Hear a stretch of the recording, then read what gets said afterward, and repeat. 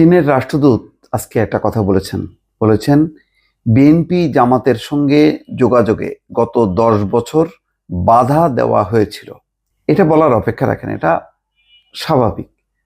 মানে আওয়ামী লীগ সরকার চায়নি বলে ভারত, চীন তারা যোগাযোগ করেনি, বিএনপিকে বিচ্ছিন্ন করা হয়েছিল। রাশিয়ার রাষ্ট্রদূত যোগাযোগ করেনি, পশ্চিমা দেশগুলো যোগাযোগ করেছে, সাক্ষাৎ করেছে নিয়মিতভাবে, এবং তারা তাদের অপিনিয়নগুলো ব্যক্ত করেছে। এখন এই কথা বলার মধ্য দিয়ে আমার কাছে মনে হয়েছে যে চীন অত্যন্ত একটা দুর্বল রাষ্ট্র। তার যদি ফরেন পলিসিটা এমন থাকতো পশ্চিমাদের মতো, যে তারা সবার সঙ্গে কথা বলবে, সবার সঙ্গে বসবে, যেটা মার্কিন যুক্তরাষ্ট্র, ইউরোপীয় ইউনিয়ন, অন্যরা করতে পারলো, সেটা চীন কেন করতে পারলো না? চীন তো এত দুর্বল দেশ না। তাহলে বাধা দেওয়া হয়েছিল, তারা দেবেই, সরকার তো চেষ্টা করবেই। তো সেই বাধা অতিক্রম করে পিটার ডি হাস কি পরিমাণ সাহস, শক্তি এবং পলিসি নিয়ে এগিয়েছে, সেই তুলনায় চীনের অবস্থানটা বাংলাদেশের জনগণ ভালোভাবে নেয়নি, ভারতের অবস্থানটাও ভালোভাবে নেয়নি, রাশিয়ার অবস্থানটাও নেয়নি। আজকে যতই বলুক না কেন, তারা চীন এবং বিএনপি এবং জামাতকে দফায় দফায় চীন সফরে নিয়ে গেছে। মির্জা ফখরুল ইসলাম আলমগীর গেছেন, সেখানে চীনের পররাষ্ট্র সচিবের সঙ্গে বৈঠক করেছেন। ডক্টর শফিকুর রহমানও গেছেন। সত্য, তারা জানে যে আগামী দিনের রাজনীতিতে বিএনপি বা জামাত হয় সরকারি দল, না হয় বিরোধী দল থাকবে, কোনো না কোনো দল। ফলে তারা তাদের একটা বাণিজ্যিক সুবিধার কারণে তারা এই যোগাযোগগুলো করছে।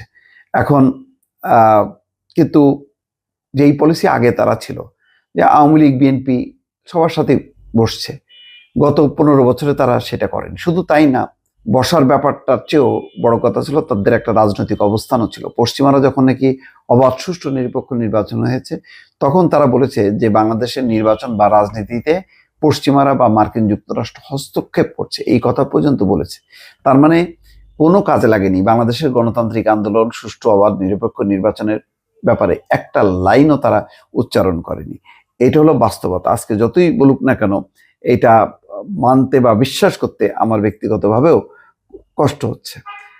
তো যাক, তিনি মানে আকার ইঙ্গিতে বলেছে, যেটা বোঝানোর চেষ্টা করেছেন ডিকাপের সাথে যেই মানে তাদের অনুষ্ঠানে সাংবাদিকদের প্রশ্ন জবাবে, যে আওয়ামী লীগ চায়নি বলে তারা এটা করেনি। কিন্তু সেই কথাটা আবার আসে, ভারতের একটা সরাসরি ছিল তাদের নিরাপত্তা সংক্রান্ত বিষয়। কিন্তু ভারতের অবস্থান আর চীনের অবস্থানটা তো আরো উপরে। চীন হচ্ছে আমেরিকার সাথে কম্পিট করার মতন একটা জায়গায়। তো সেখানে যদি চীনও একটা অবস্থান নিত বাংলাদেশের গণতন্ত্র এবং বাংলাদেশের একটি অবাধ, নিরপেক্ষ নির্বাচনের ব্যাপারে, তাহলে আজকের এই যে যোগাযোগটা, তাহলে সেটা মানুষকে আরো স্বাগত জানাতো। কিন্তু যেহেতু একেবারেই তারা বিচ্ছিন্ন ছিল, এবং কিছু কিছু স্টেটমেন্টের ব্যাপারে বিএনপির পক্ষ থেকেও আপত্তি করা হয়েছে চীনের স্টেটমেন্টের ব্যাপারে, এবং যেভাবে ভারত শেখ হাসিনার সাথে দেখা করার জন্য নির্বাচনের পর দৌড়ে গেছে, সর্বশেষ জাতীয় সংসদ নির্বাচনের পর, দ্বাদশ জাতীয় সংসদ নির্বাচন, চীনও কিন্তু সেভাবে দৌড়ে গেছে।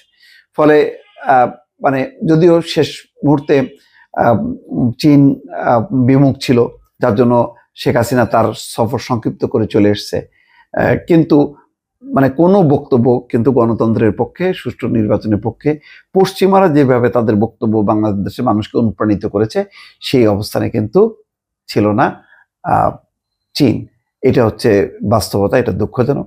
এখন মনে করতে পারে যেহেতু এখন আওয়ামী লীগ নাই, আর সামনে এরা ক্ষমতায় আসবে অথবা বিরোধী দলে যাবে, সেই কারণে হয়তো তারা যোগাযোগ রাখছে।